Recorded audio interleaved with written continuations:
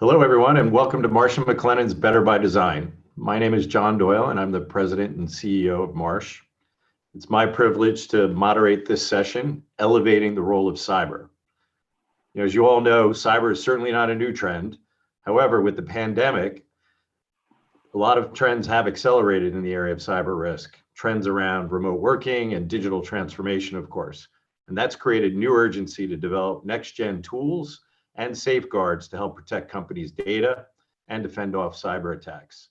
So with that, we have a great panel today and a number of great panelists here. So I'll ask them to introduce themselves. Tara, maybe you could start and introduce yourself. Thank you, John. Yes, hi, I'm Tara Knapp. I'm from Microsoft. I am a senior business development and strategy manager focused on accelerating growth in Microsoft's security, compliance, and identity business. That's great. Thanks, Tara. Erica Davis from Carpenter. Can you introduce yourself? Hi, Erica Davis. I'm Managing Director and Head of North America Cyber Center of Excellence at Carpenter. Thanks so much. Thanks, Erica. Paul Mee, can you share? Hey, John, thank you for that. Yeah, Paul Mee, partner of Oliver Wyman 15 years, and I head up our cyber practice worldwide. That's great. Thank you. And last but not least, Tom Reagan. Tom? Sure. Thanks, John. Tom Reagan at Marsh. I am the cyber practice leader for Marsh. Terrific. All right. And welcome to all of you. And thanks for taking the time to do this. And I'm looking forward to the discussion.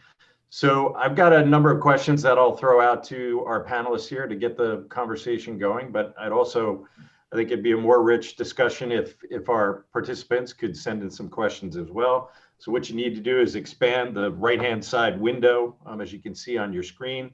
Type in your questions and then click submit. So we look forward to getting to all of your questions as we can over the course of the next hour or so. All right. So with that, why don't we get started? And Tara, maybe, I'll ask you to kind of kick us off here. You're all experts in the cyber risk field. In your opinion, what do you think are the most compelling trends that you are seeing with regards to cyber risk today? I would say in a post-COVID environment that they're largely cultural, really thinking about digital empathy and what we're seeing. If you think about it, when the global pandemic hit, billions of people suddenly formed the largest remote workforce in history. And overnight, teams had to adapt their security practices to enable productivity in different ways, to be more inclusive and empathetic, and to allow for different work scenarios. We needed to pivot from simply scaling VPN and really enabling flexibility for workers to maintain business continuity. And historically, security has really been seen as often a productivity inhibitor. So really seeing this empathy built into the security practice has been fascinating. When you think about it, we're seeing companies digitally transform at such an accelerated rate.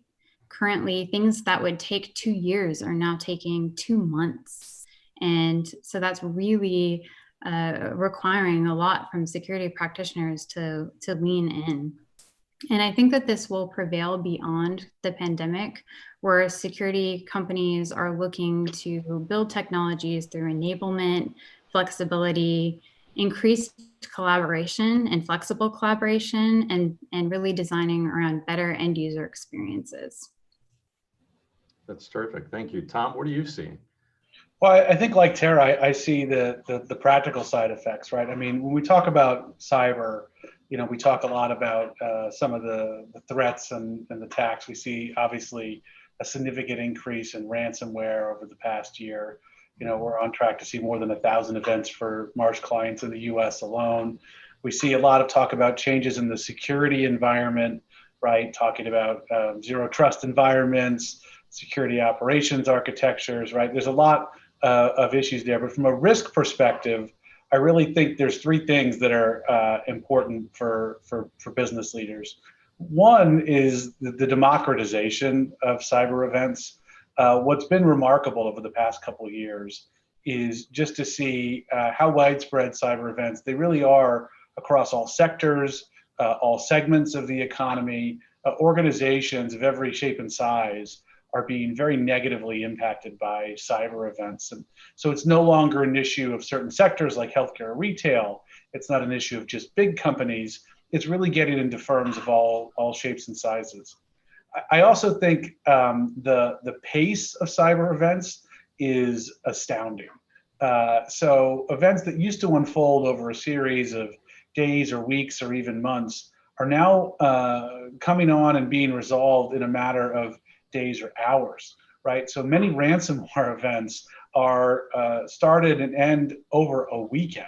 And so an organization can, go home on Friday, at least whatever going home means anymore, but you can go home on Friday and, everything's fine. And by Monday, you may have cut a 7 or 8 figure check to a cyber extortionist. It's really remarkable. I also think the commercial nature of cyber attacks. We've talked a lot. People get focused on nation state attacks and those kinds of issues. But what's really remarkable is the commercial elements here. You obviously have classic elements like industrial espionage, but that's starting to extend into the attacks themselves. We're seeing attackers actually go into organizations and look for the cyber insurance policy before an event, so they know exactly how much to ask for during a ransomware.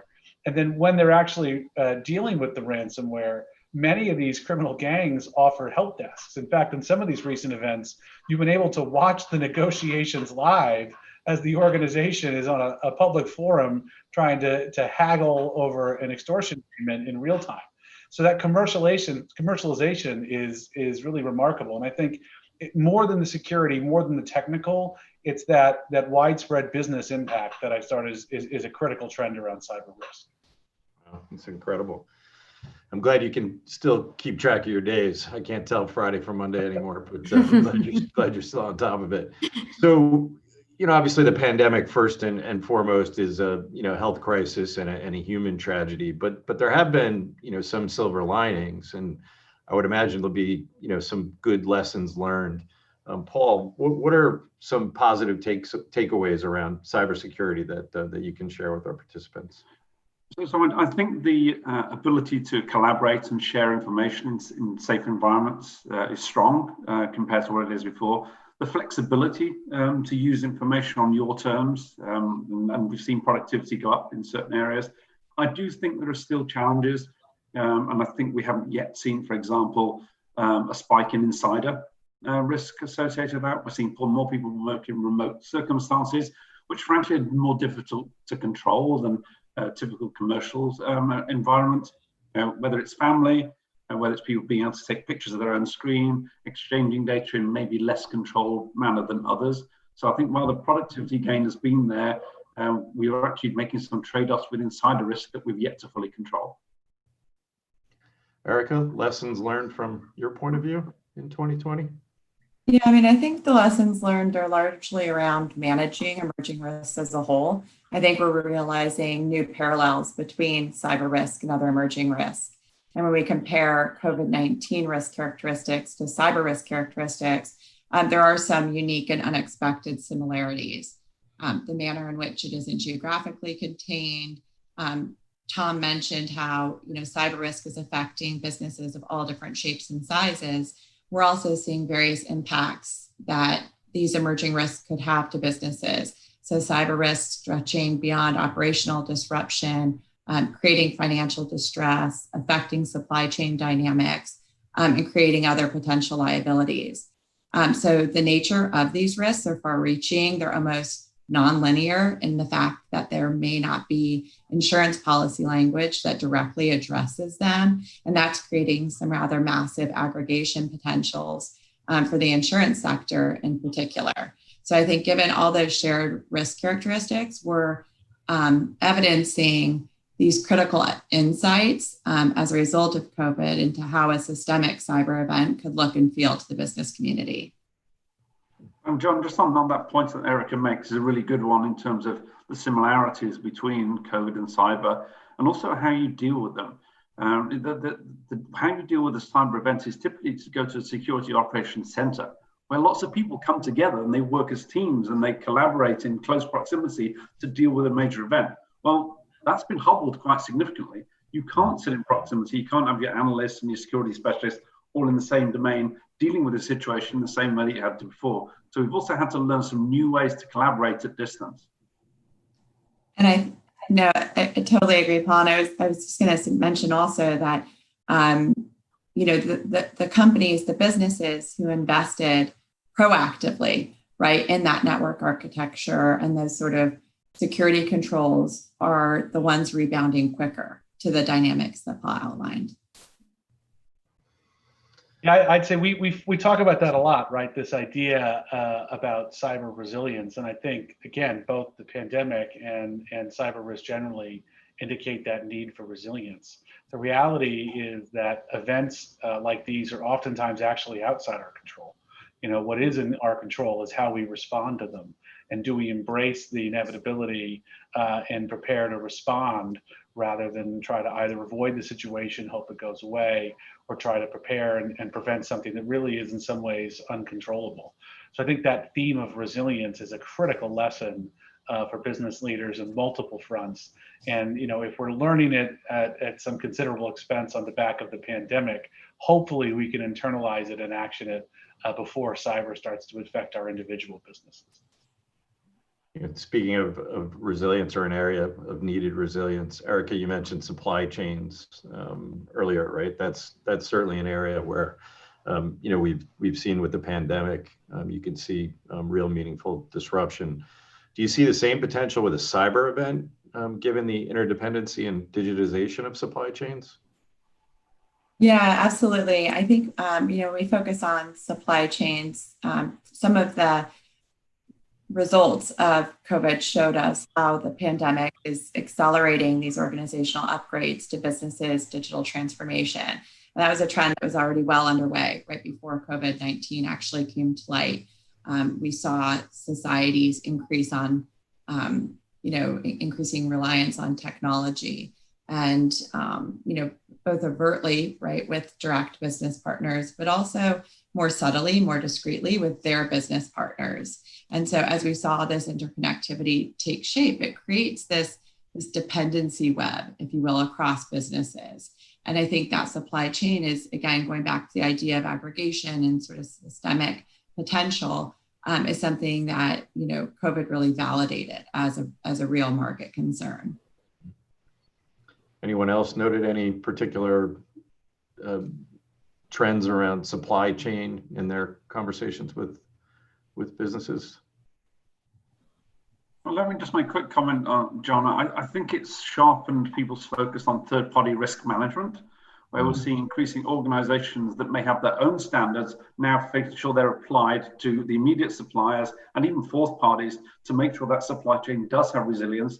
And just simple things like, when an event happens, especially if you're using a large-scale provider, whether it's a Microsoft, an Amazon, and HPE, making sure you all know what to do when it happens. You shouldn't be shaking your hand on the battlefield. You should know beforehand with these events, especially when you're constrained by COVID and the environmental considerations. You ask yourself simple questions like, well, we're going to collaborate through the event through Zoom, and we're going to do this, and what happens if Zoom's not available? So just thinking away with your third parties, that how are we going to navigate some of the most challenging events through cyber that we've seen in recent history? Yeah, and even outside of the supply chain, if we look at like supply and demand, right?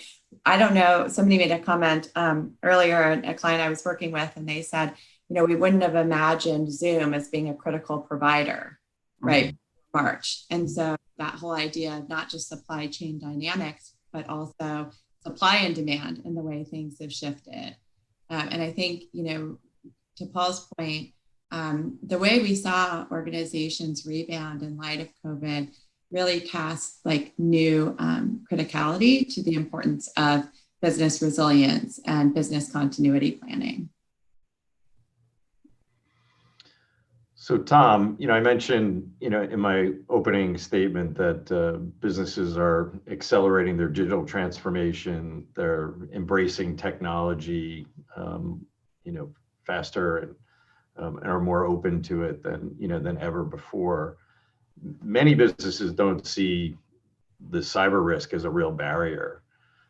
How should companies think about weighing the potential benefits of these new technologies with the risks of a cyber threat and a cyber attack? Yeah, and it may sound crazy to hear that from a cyber risk advisor, but I agree completely. I think that the reality is there's only one way, and that's forward, right? I think that when we talk about recognizing the challenges of the digital supply chain, I think those are challenges that we have to accept and embrace, right? There's no doubt that as challenging as some of these things can be, and as digital transformation creates and transforms new risks, the reality is we still have to go forward, right? We spent a lot of time talking about comparing this pandemic to 1918. But in many ways, obviously, as much of a tragedy as it is on many fronts, it's better than it would be even 10 years ago because of this technology. And that progress goes on. If you compare 1918 to the impact of the numerous pandemics of the 1800s, there's no doubt that progress has been made. And so I think the same is true around cyber risk. I think the challenge for organizations is to recognize these risks, recognize how digital transformation can bring new risks into the firm, but to embrace it and then to manage it. Because organizations have to recognize that powerful technology is creating not only new business models and new abilities for organizations to compete, but also new ways to become resilient, right? The risk is never really created, it's merely transformed and moved around. And so I think there's really only one way forward. That's to take this seriously, but we can't stop. We have to continue embracing this digital transformation. So Tara, obviously enabling digital transformations at the heart of what you try to do. What are you seeing? Yeah, I fully agree. Obviously, I would be remiss if I didn't talk about the benefits of cloud coming from a major cloud security platform and the security that's built in around it. I mean, post-COVID, we were tracking, the amount of threat traffic that was coming through and our ability to action that. We had over 8 trillion daily threat signals coming from diverse data sets that we were rationalizing in the cloud and sending out alerts and automated protection within the cloud to help our customers, so that was something that they could completely outsource essentially and extend their security team, which is pretty imperative because not only are they under pressure to execute on the digital transformation journeys that they were already employing, but now it's pivoting for them. So they're having to think about collaboration tools differently and investment there, and how do they secure remote work. And so helping them to prioritize and think through that under pressure of budgets, it's pretty crucial. They don't have finite budgets, although we are seeing an increase in budgets being allocated to security post-COVID. We're also seeing an extreme increase in pressure for those budgets to be functioning and performing even better. And so getting the best of your security technology and tools and spending those dollars wisely is even more imperative at this time. It certainly speaks volumes, right, during the economic pressures of 2020 that this is an area where companies around the world are increasing spending. I mean, Tom, it's a lot to consider. I mean, how does a company, as it's really digitizing everything it does or creating new business models, as you mentioned earlier, how does a company begin to get its arms around, all of this technology innovation? Well, I think that the key is really an approach built on cyber risk management, right? Avoidance, as we, I think, sort of discussed at length, is really not an option, right? You have to embrace the transformation. It's essential to the business. And so I think cybersecurity and cyber risk need to be put in a business context. The reality is that the purpose of cybersecurity is to enable the business to meet its goals, to serve its customers, to engage its stakeholders, right? And so the purpose of getting on top of this is to drive the business. And so we think about cyber risk management. How do you handle those risks in an appropriate fashion using all the tools at your disposal in order to help the organization realize its business goals? And so we think about 3 key steps: understanding cyber risk. And by understanding, it's not just identifying that there's some new threat on the internet. There's always a new threat. It's putting it in a business context. I think the comment was made before, but organizations didn't realize that video conferencing was a critical point of failure in the event of a crisis. okay, that's putting cyber in a business context. That's really what's going to matter to the ability of the firm to function. Second, we think about measuring cyber risk. And when we say measuring, we mean two things. One is measuring the financial impact of cyber events. Lots of things happen, but their impact on customers, their impact on the ability to service clients, to protect employees, and ultimately to drive the income statement and the balance sheet, that's what matters most. So relating the technical back to the financial is really critical. It's also important to get objective. I think as with all issues around risk, and one of the challenges we've seen of the pandemic is that because organizations tend to focus on what's in front of them, they may be at risk of ignoring the risks that are perhaps more extreme, but can be more catastrophic. And so going through a measurement process can help organizations get real clarity, not just about the events that are every day, but the events that might be lurking and could be really detrimental to the business. And then only then can you use that to drive an informed risk management strategy that leverages all of your tools, whether that's digital transformation, enhanced investment in security, cyber risk transfer. There's a lot of different tools at your disposal, but it has to be informed by the business priorities and a real financially grounded sense of the risk. And then organizations can try to find that balance between investment and protection that will actually help them realize their business goals. John, just from my perspective, just to get practical on this, one of the things that I think we should not ignore is, whilst it's exciting and it's dynamic to be looking forward, there's a lot of things in an organization's past that also need to be dealt with. If we think about a lot of the cyber attacks that have been successful, it's because legacy systems have been penetrated because they were not designed originally with cyber resilience in mind. So as we think about where to make investments, there's also those areas where we have older technology, we have a technology that's end of life and not being supported by suppliers. It's as important to get a good grasp on that cyber risk as well and how to go after it. The business case is never as obvious. As one of my clients said, the business case of fixing legacy is I get to stay in business when the worst happens. So I think we should not ignore that there's also a whole bunch of many years and decades of technology that still needs to be reinforced in cyber resilience. So are you all seeing clients more focused on cyber risk events that are out in the tail much more today, as a result of the events of 2020 than they have in the past? Is that a trend you're seeing? I can go first on this one, John. Absolutely. I think COVID as itself, as a very long tail event, as a wake up call. There's also for some clients, as we mentioned with ransomware, been a bit of a double whammy. When you most relied on electronic systems and communications was when the ransomware attacks came. As the news came, we saw the pattern of ransomware attacks come as it became more threatening and more present to our day-to-day lives. So I think those long tail risks are something that's become more foremost in mind. And frankly, the regulators are also pushing on this. They recognize that cybersecurity is a matter of national security. And if you're not prepared as an organization, as a system for these kind of events, then you jeopardize security and the welfare of your citizens in your particular jurisdiction. Yeah, I think it's a tricky time for the business community. I think you've got this increasing value of digital assets, and you've got it particularly increasing over the last 6 months now. And I think cyber risk as a whole always felt very intangible to them. It always felt a little bit black boxy in nature. And to Tom's earlier point, that's why there had always been a little bit of a struggle between how to invest in the risk management protocols, insurance included within that, and then the security sort of investment costs. And so I think, it's a tough time for businesses as they look to evaluate the business impact, the financial impact of those digital assets. And then that morphing risk landscape with something like ransomware sort of leading the charge that's escalated and increased in its trajectory since this all even started. And quite frankly, it was escalating before this started, but now it's really accelerated.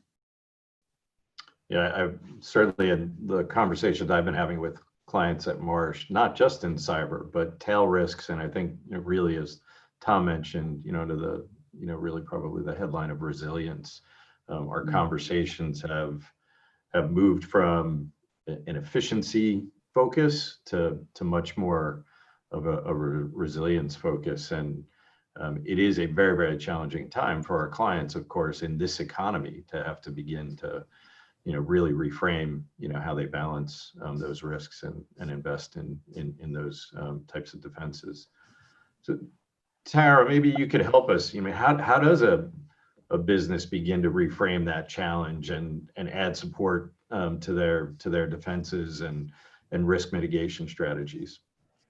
It really is looking at it from the business perspective. I mean, certainly I can talk about all the benefits of standard basic hygiene, tools, technologies, protocols, patching, making sure that you're investing in endpoint protection and turning on MFA, all of those things to track and investing in security technology. But it comes down to the basics of training, knowing your policies and procedures, making sure that you're employing end user training, that you're, really understanding your resiliency framework, that you're understanding who the people are that are involved in that resiliency framework, that it is a business discussion. Cybersecurity is not the CISO's job. It's everybody's job. It's the board. It's the executive team. It's the legal team. It's risk management. It's the procurement team.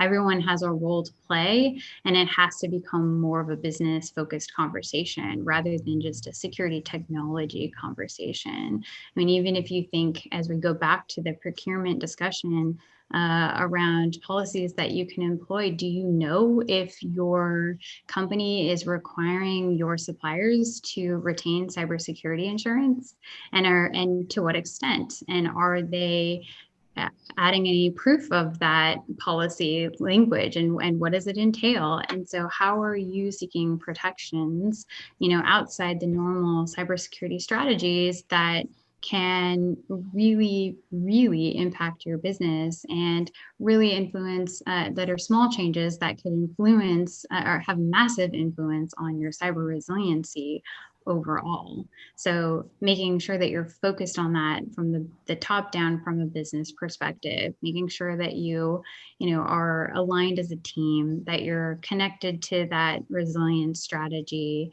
and that you're investing wisely, always with the business lens. I think John also and Erica and Tom are better at this than I am. Just the nature of resiliency and what you're protecting against has become more idiosyncratic and more multivariate than ever before. If you think of a scenario whereby I've got a cyber attack during a time when there's a wildfire around my city, I can't get into the premises, and I've got protesters blockading, just the multivariate nature of the risk has changed quite dramatically in modern times. Absolutely. Yeah, I mean, I think probably the number one strategy, right, is to not live in 2020. I think as soon as the clock rolls over to 1/1, things are going to get much better, because clearly this is going to be the annus terribilis. But I do think, that gets an important point, Paul, which is this idea of resilience. Right. And resilience is a function of flexibility, the ability to absorb events and to respond, right, to not be brittle, to not be static. And I think in the same way we need a flexible mind to respond to this very dynamic environment, we need flexible organizational response. And I think we need to open ourselves up to different ways to tackle these problems, right? Over the past 10, 15 years, we spent a lot of time in the cyber community talking about the risks of the cloud, right? And the transformation and the move to the cloud. And for years, it was this terrifying thing. I'm going to lose control of my organization and lose control of my data. But if we're seeing one thing, it's that organizations like Microsoft can bring to bear a set of resources that are literally orders of magnitude greater than anything our individual organizations can apply. So if we want to focus on how we build resilience, cloud is likely to make us much more resilient. And in fact, we've seen a lot of organizations who've been impacted by some of the most significant events of the past 5 years move more of their architecture to the cloud post-event, because they recognize that's how they can find not only resilience, but also the economic savings. And so I think that flexibility of mind, that flexibility of thinking is really going to be critical, because as Paul highlighted, you never really know how things are going to manifest, right? And all things always seem to pile on.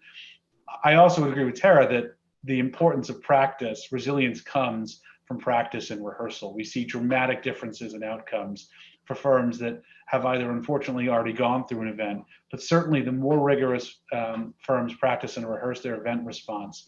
Way too frequently, organizations softball their event response. It's once a year, twice a year, sit around a conference room, read through the script for an hour. They don't really test themselves. It's going to be much more critical in the future, I think, for organizations to really push these scenarios, push this planning, and encourage the thinking, not just the rote behavior, because things are just too dynamic.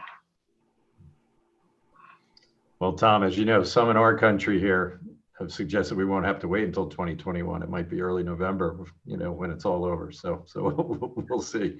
But I hope you're right. I hope 2021 turns a different page for all of us. But Paul, Tara talked about cyber not being just the CISO's responsibility. How does a business focus on managing cyber as a business risk, as opposed to, a technology-oriented exercise? Well, it's a really good point. And as part of what Oliver Wyman do with clients, we do a cyber cultural audit for clients as well, because we believe in the concept of the human element of the human firewall. If you've got smart people who can see something that looks bad, and we saw it with the schools last year when they were hacked. There were 21 schools in Texas that were hacked, and one of the schools said, this looks a bit odd. And because they could read that situation, they weren't attacked because they closed down and they prevented it very quickly. If you have an organization that can sense cyber risk, knows what's important, knows how to raise the alarm in a way that makes sense, and how to deal with that in an orderly fashion, you're generally going to have a more resilient organization. So we should never ignore the human element, and also not over-index on the CISO. The CISO is not Superman or Superwoman. They are reliant on the extended organization to do sensible things, to show good hygiene, to show good presence when they deal with data, and to think about the consequences of what they do. So I think this idea that the organization is more than just one individual, one organization, the entire organization needs to participate in cyber risk management and defense. Anyone else want to jump in on that one? I was just going to say, John, I think that, Paul makes good points, but one of the things that concerns me in light of all these businesses reopening after COVID is the way we're seeing data exchanges take place that didn't before. And what I mean by that is, if now we're entering the dentist and the dentist is taking our temperature, even though they didn't do that before, that's a business or an organization that was trained on how to protect patient information before. When I go to my nail salon and I'm getting my temperature checked by my manicurist, right? They are now holding on to personal information, both healthcare and just personally identifiable information they didn't have access to before. So whether that was my address, my phone number, the date that I was in there, the time that I was in there, my temperature that was there, and they haven't been trained on it. And we've seen a lot of quotes now from those types of, non-data-esque type companies before, who are saying, like, now I've got this information, I have no idea what to do with it. I haven't been trained on it. They have been told they need to hold on to it for tracking purposes as the pandemic develops. And that's just something that's occurring to me more and more, is how this information is being collected and exchanged. One of the silver linings has, certainly been, the opportunity to expand remote working, right, for many businesses. And there's a lot, of course, that, that comes with that. But there's a bit of the way I think of it is a bit of a social contract, I think, between, the employer, and the employee. And is there an opportunity here to help that remote worker better understand cyber risk and their part in managing cyber risk for a business? I mean, is this a moment, where businesses can make something of this? I think it's absolutely an opportunity right now. We have a captive audience of folks that are, fundamentally needing to learn how to work, remotely and secure data while they're also trying to support their children who are working remotely and securing data and potentially on the same devices at the same time as they're transferring information back and forth. It's just the demand is here and now. And so we need to seize the moment to educate.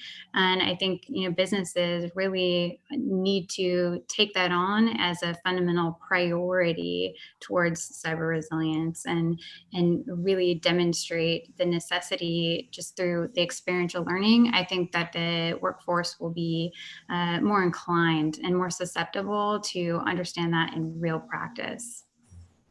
And just on this point, John, I think it's coming very sharply into focus. People have become more risk aware as we've gone through this conversation. But as one of my clients, one of the Fortune 500 organizations on the planet said, we are going to do our annual reporting this year totally remotely. We've never done that before. We're exchanging work in progress spreadsheets and information and layering stuff on, which is very attractive to a bad actor and hugely market sensitive. And we've had to apply a whole new way of thinking about how we're going to do our annual reports this year, because we've never had to do it in this dispersed, remote and patchwork way than we have done before. So I do think this presence of mind where people are going, yeah, these risks are now real and we have to find very quick antidotes and means to deal with them. Yeah, I would agree. I think that the change and the transformation in the relationship between the employer and employee, a lot of it's going to happen on the employer side, right, and the management and leadership side. If you think about how we all have personal devices now, that for years was actively resisted by traditional IT, right? It was called shadow IT. And I think what we've seen now is organizations recognize that the pandemic transformation has brought a lot of things that were lurking in the shadows into the light. And I think organizations have to embrace that. So when you talk about your scenario, Paul, I think a lot about the organization having to recognize they were always working on it remotely. That's the only way in the modern environment anybody can get anything done, whether you're traveling or dealing with children or parents or family. The reality is we're all plugged in all the time. If organizations now have to put their hands around that and grapple with that, I think that's a good thing, because it means that we're going to deal with what people have always been doing and what honestly employees have wanted. So I think it's a tremendous opportunity for people to get the flexibility in work that they've always wanted. But I think that a lot of the growth will have to come on the employer side, and to recognize the two-way nature of that trust relationship. They're going to have to lean on employees more and more candidly than they might have wanted to admit in the past.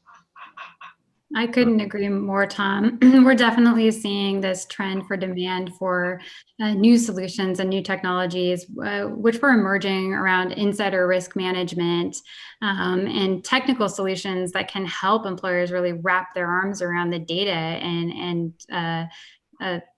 solve for that problem, because they're becoming hyper aware in this environment about that necessity. So obviously heightened risk, but a big opportunity as well if you figure out how to get your arms around it. So just turning to another question here, what recommendations can you offer small businesses or even educational institutions that overnight were forced really to become digital businesses? What can they do to prevent and mitigate losses from cyber risk? Anyone want to take in that one?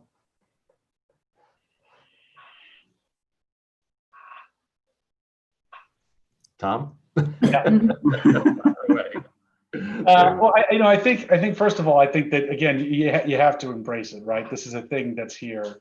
I think you have to recognize that this remote environment has been going on for a long time. I think you have to, I think probably the most powerful mindset is influenced a little bit by what we see from the technical side. We talk a lot about now these zero trust networks. And I think, as business leaders and then as technology leaders, I think we have to recognize that the traditional notion of an organizational perimeter is effectively gone, right? There's no notion of what's inside the firm and outside the firm.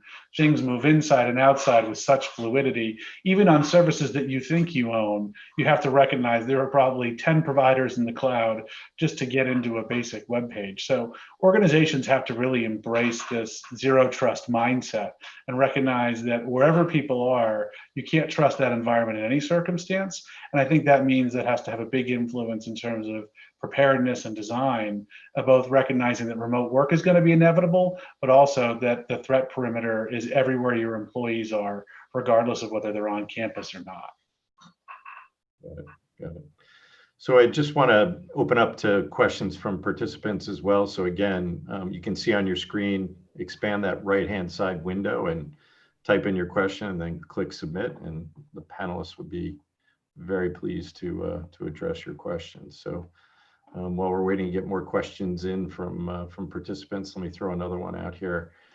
And it's about systemic risk, right? Which is certainly something that, you know, is of great concern within the insurance industry. But how do businesses think about their own individual risk versus systemic events?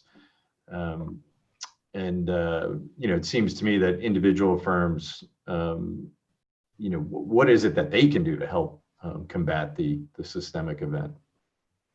Tara, you want to take that one first?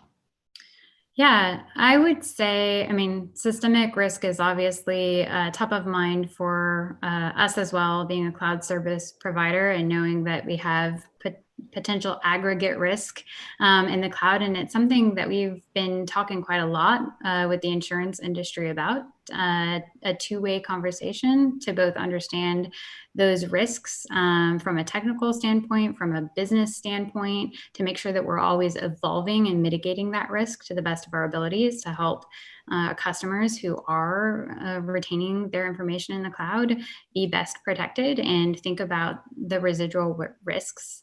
There will always be residual risks. I think that's definitely something we just have to acknowledge, you know, reiterating what folks have already said here. And so it's a matter of addressing those, identifying and then addressing those risks, and then thinking about how to transfer them responsibly, or absorb them, assume them, transfer them responsibly. And it starts with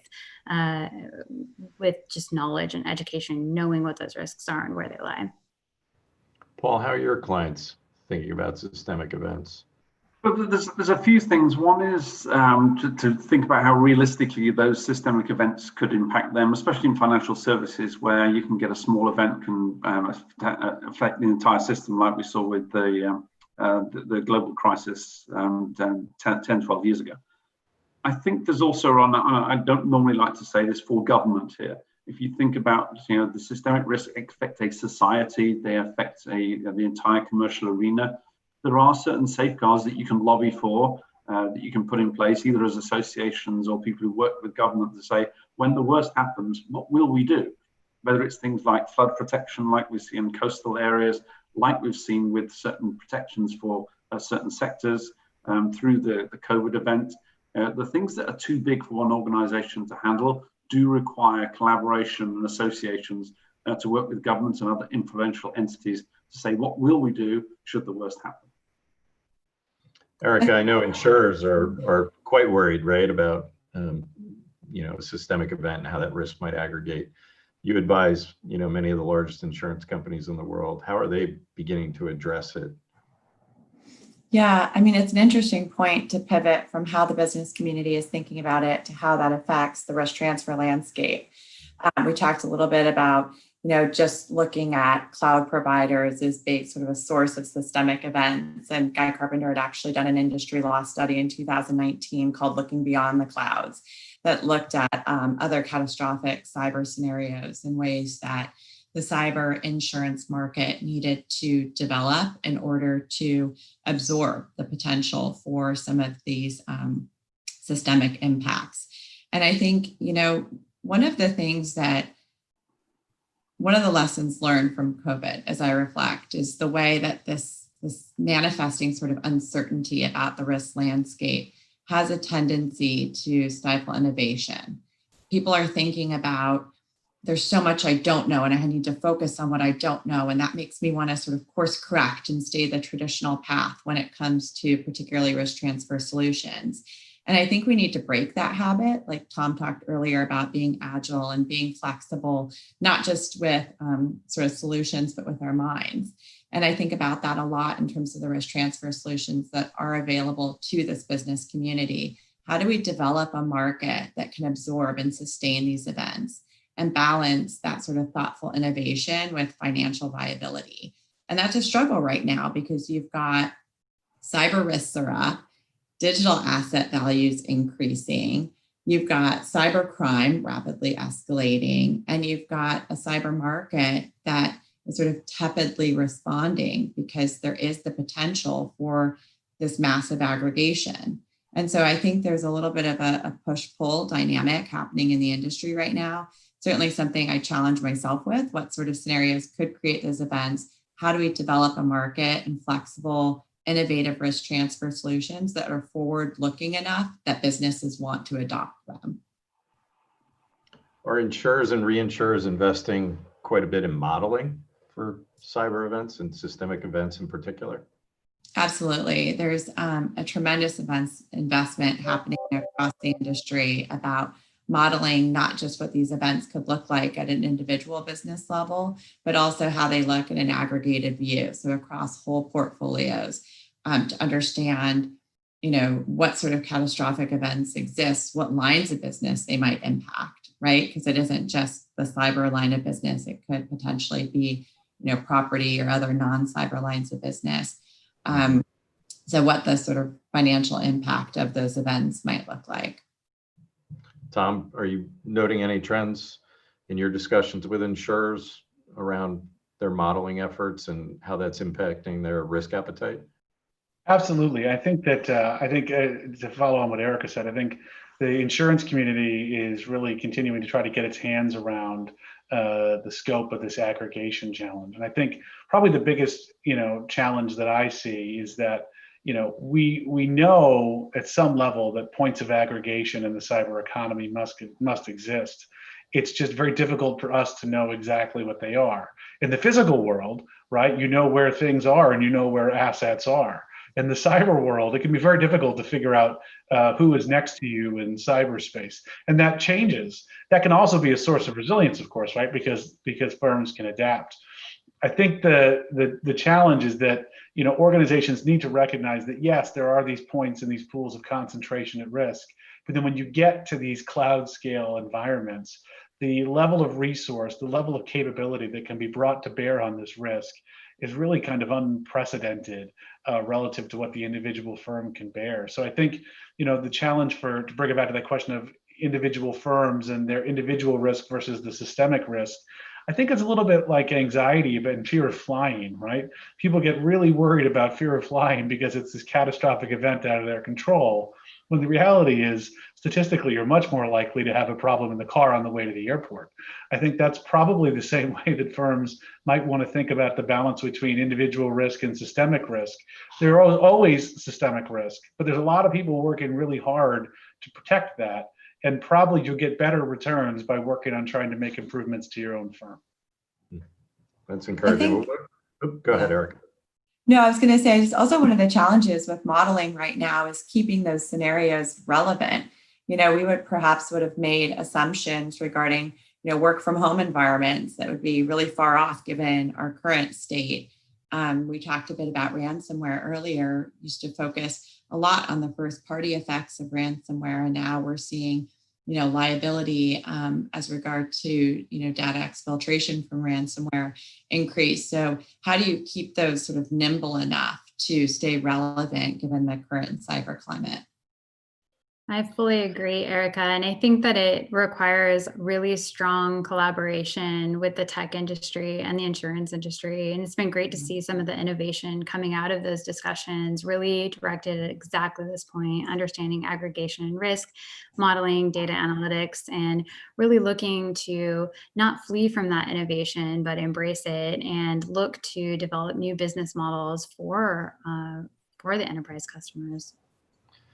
It's sticking with that theme for a second. One of the questions that came in from our guest here is about a positive from the pandemic is how leaders have worked together to react, respond, and recover, particularly in in the pharma industry. Do you see, or could you see a similar approach? Maybe Tara, I'll throw it at you, obviously, at Microsoft, where, big leaders in cloud services, cloud computing could work together to help prevent the systemic event? Is that a possibility?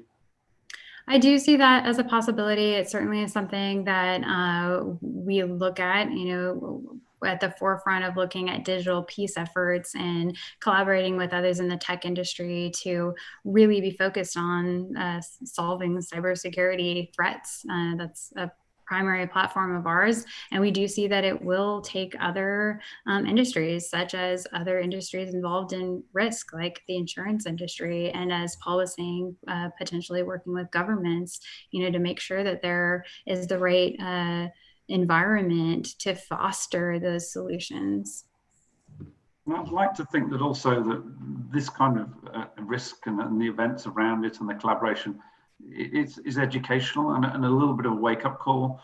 We've had in the United States the various ISACs that are dealing with the largest systemic risk, whether it's about utilities, travel, financial services, etc. Those have made some movement, but I don't think they've had the impetus that they need to truly deal with the cyber risk on a systemic basis. I'd like to think that the wake-up call from COVID is you have to prepare for these long-tail events in an organized and highly collaborative manner. And to follow on with that, I think it's not just prepare, but the preparation gap we're looking for is the resilient response, right? I think that there have been a lot of people talking about these events for a long time. And I actually have great confidence that there are many people in government and private industry working very hard on many fronts to prevent these things. I think where we need to step up, and I think where the opportunity for a lesson learned and improvement is the preparation for the resilient response, accepting that no prevention strategy is going to perfect. It's not possible. It's probably not even desirable from an economic perspective. And so we have to prepare to respond, and we have to be resilient in our ability to do that. That's going to come from more practice, more rehearsal, and certainly more collaboration, because when these inevitable catastrophic events hit, we have to know how to work together. We have to have practiced and rehearsed working together to respond. That's what's probably been, potentially most challenging about so many elements of the pandemic response. Another question from one of our guests: how mature is our understanding of cyber risk broadly, right? So, our guest is pointing out that we've certainly learned a lot about ransomware, cloud outages, those kinds of things.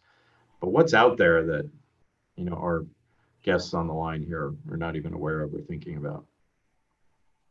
So I'll take a view that there's probably nothing particularly new in terms of the technical side of cyber attacks, but the creative abilities and innovations of bad actors have reached a new level. When you see collaboration between nation states, between organized crime, between activists, etc., where you've got almost open source cyber attack, you need to be prepared for very different combinations. It's like having different recipes of attack, whether it includes social engineering, whether it includes zero-day, getting into the Internet of Things, where you're actually going to enter the base technology to hack into them, or advanced social engineering, where you have persistent attacks, where you're looking at those tiny little points to get in there, whether it's the executive assistant to the CEO becomes a vulnerability point, whether it is people who live in close proximity, whether it's people who are in family situations. The innovation on the bad actor side, and we saw just last year the use of artificial intelligence for the first time to conduct attacks, whereas you tried to thwart it, the attack would change. So I think we'll constantly have to be on our guard as regards a pretty advanced and what I might call the invisible arms race when it comes to cyber attacks. Erica, yes. Yeah, I was going to say, I think too, our understanding of cyber risk, as Paul said, might, be feeling more established. I think the struggle is how businesses might be defining these risks, and are they truly understanding how they may manifest across their organization, and then able to attach that financial impact to that. I mean, and not all of these might necessarily be malicious in nature too, right? Where our heads sort of always go towards that malicious type attack. but like there's the non-malicious elements as well. And I think that's where our knowledge and the business community's understanding of cyber risk may be less fundamentally established. So let's talk about accountability then for a second. Given that comment, Erica and Tara, I think you first pointed out it's not just the CISO's job. There's a lot of discussion about accountability for cyber risks. It's certainly often discussed as a high priority for business, but we don't really see a lot of time spent really addressing that accountability on a collective basis. What are best practices from your perspective, Tara? Yeah, I think it's definitely an interesting challenge as you think about even resourcing to address cybersecurity. You think that there are disparate conversations happening just based on budgets. So thinking about cybersecurity strategies that are directed at technology solutions may sit under one team's budget, and they're deploying all of that security technology in a way that's completely disconnected from the budget that sits with the chief risk officer's office or the treasury that's looking at the insurance that is required to mitigate those risks. And so a disconnected conversation is often happening with regard to cybersecurity strategy and preparing for resiliency. And so who's on point? Is it the CFO's office? Is it the CRO's office? Is it the CEO? Is it the board? And I think more and more as policy is forming and governance is laws are being developed, we'll see that more and more it will become an escalated accountability even at the board level, potentially when you get into GDPR level decisions and compliance around that relates to cyber resiliency. So I think I think that the answer is still TBD. I don't think it's a one size fits all for every organization, but I do think that more and more it has to be a team effort and it has to start at the top. Critical conversation for sure for businesses to have. So let's do a quick around the horn before we wrap up. We're heading towards the end of our time together. So if there's just one thing that you could recommend to the participants on this call to make cyber better by design, what would that be and why? Paul, you want to? Yeah, so I think there's some good lessons to be learned from the airline industry.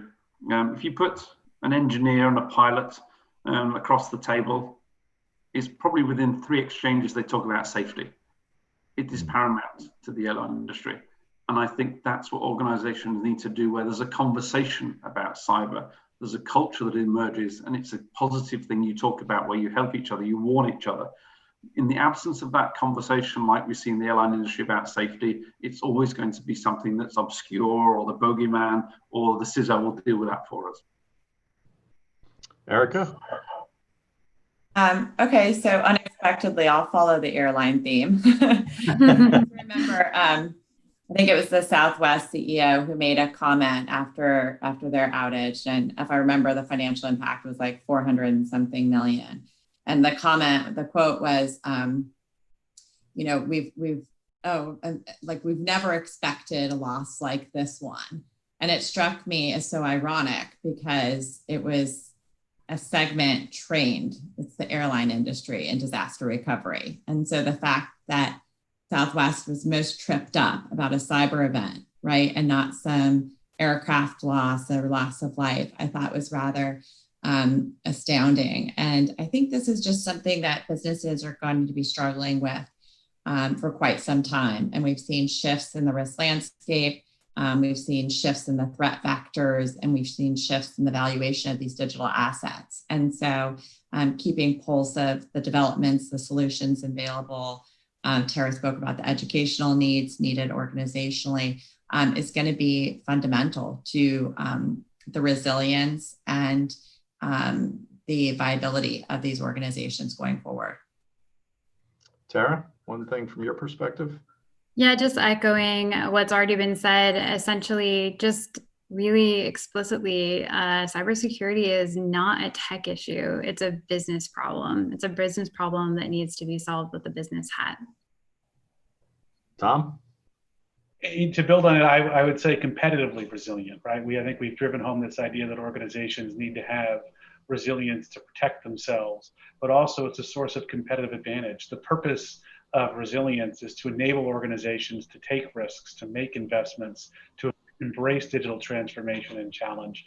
This is not all doom and gloom. A lot of this is about how do we position the firm so we can do the things we want to do it safely, and realize the potential for clients, customers, and employees. Got it. Terrific. Well, I want to thank our panelists. That was terrific. I really appreciated the opportunity to ask you questions and to get your insights. I certainly spend a lot of my time thinking about the risks of cyber and accelerating the digital transformation of Marsh. And so it was certainly very, very helpful to me.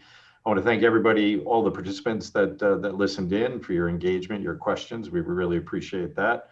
I would encourage you to listen to other sessions and to dial into other sessions in this Better by Design event that Marsh & McLennan is hosting.